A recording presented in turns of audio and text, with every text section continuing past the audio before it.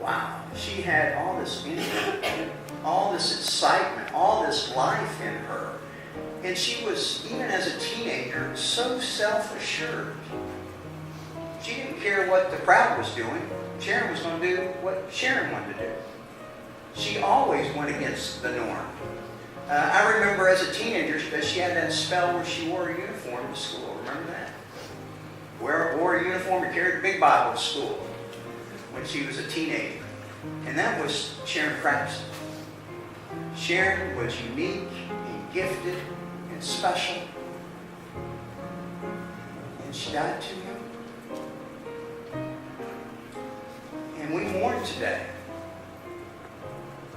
We grieve today. We miss her today. Mrs. C was mentioning, this is Sharon's cross here, that she bought for all of her friends and shared them with her just in the last few months. But this was hers, and it says immortal peace on the bottom that she placed. And even though we grieve and we mourn, she's in eternal rest right now. God, my shepherd, I don't need a thing. You have bedded me down in lush meadows. You find me quiet pools to drink from. True to your word, you let me catch my breath and send me in the right direction. Even when the day goes through Death Valley, I'm not afraid when you walk at my side. Your trusty shepherd's crook makes me feel secure. You serve me a 6-course dinner right in front of my enemies. You revive my drooping head. My cup brims with blessing. This is the part I want you to hear. Your beauty and love chase after me. Every day of my life. They chase after me, they chase after you, they chase after Sharon. And now, we have the promise that she's enjoying. I'm back home in the house of God for the rest of my life. What I remember about Sharon. We're going to have a few folks come and share with us, but before they come, my immediate thought is that beautiful smile. So great to see the pictures this morning and last evening at the gathering for the family. What a beautiful smile. I remember the hair. Wow, best hair in the world.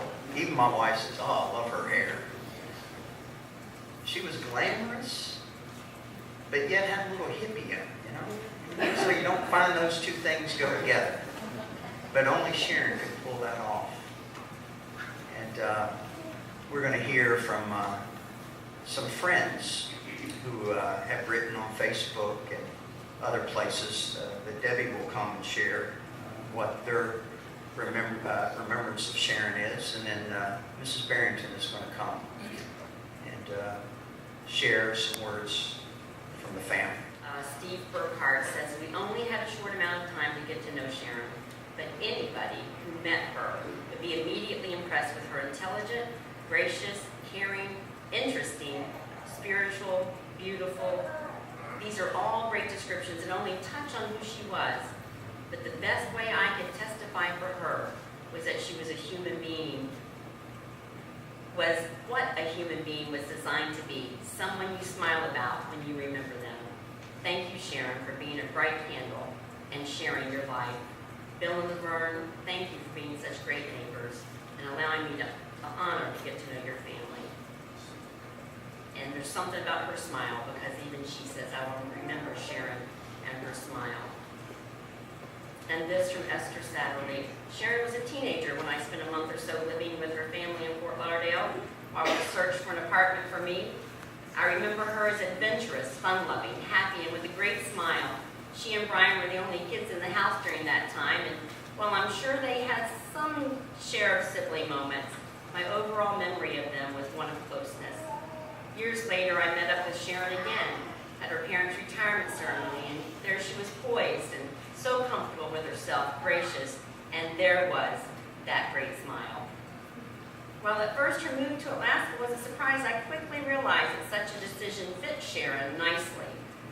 striking out to plant her flag and continue her life in such a far away and relatively remote place, a real-life adventure for an adventurous spirit. And a dear friend of hers, Bridget, writes, words cannot express the gratitude I feel for Sharon's friendship the past 16 years. The most humble and gracious friend I ever had. She never sat in judgment and stood by through good and bad decisions. She was the best roommate, co-worker, interior director, house sitter, and best friend I could ever ask for. I will miss her laugh and the way she had been telling her to act like a lady.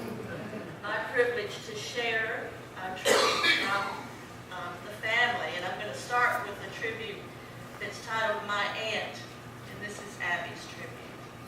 I only had one aunt, but I only needed one, because Aunt Sharon was by far the best aunt. As a kid, I knew her as the cool aunt. At Christmas or on birthdays, I would receive her package a couple days early, and I would shake the box to try to figure out what was inside. She always gave the most original and exciting gifts. On the day of, her gift was always the first one to be opened, and no matter how much guessing I had done, it was always way better than what I had expected. But as I got older, Aunt Sharon became much more to me. She became a role model. She always had such a positive attitude and a willingness to put others first. In Alaska, she exchanged clothes with friends, and although I'm sure she liked some of them, I received boxes filled with clothes. She was such a generous person. And the most important thing that I will remember from Aunt Sharon was her love of life. She truly enjoyed and lived her life to the fullest. I often get focused on school and forget to enjoy myself, but she reminded me of the value of truly loving what I do through life. I will miss her presence, her laugh, her sense of fashion, and her love.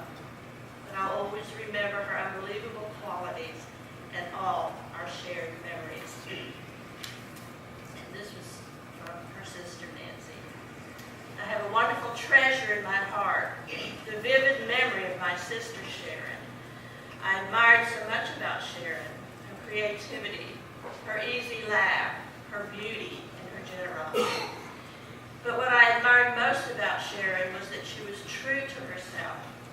Early on in life, Sharon examined and sifted through what she had been told and decided to follow her instincts instead of someone else's formula for life. She learned from her own experiences and followed her heart in work, love, and friendship. Because she was comfortable with who she was free to express her unique self in every detail of her life. This freedom that Sharon possessed made her happy, and her happiness attracted people to her. As Sharon embraced herself and lived authentically, she gave others the courage and permission to be free as well. She not only accepted others for who they were, she encouraged them to be themselves, to live according to their guiding principles. I don't know if Sharon ever realized how many people looked to her for the acceptance they had never had before. Sharon taught me that there is nothing better than embracing my authentic self, to living life as fully as I can, to loving others for who they are, and to giving others the courage to do the same. Her brother, Brian. My sister Sharon, where to begin, he says. She is one of the few people I have known all my life. That's impressive. Salvation Army brats like we are. She was a steady friend each time we moved to a new place. Being only a year apart like we are, she was often the only person I knew in a new school full of strangers. And while we did at times have a sibling rivalry, we always had each other's backs. This came into clear focus as we became adults and settled in Fort Lauderdale. It's at this time that we formed our strongest bonds. We faced the perils of grown-up life together. We learned what family was all about, being there always, no matter what. Jobs, relationships, triumphs, and disappointments. light in my life, a light to show the way, a light to lead me home, a light that let me know no matter where life took me, I was not alone. Even more important than being this light for me, she taught me to be this light for her. She taught me the great comfort of family and belonging in an often overwhelming world. She taught me how it feels to be the person someone she could depend on to handle anything for you like only family can. This is my sister's legacy to me, a legacy of light and love and family.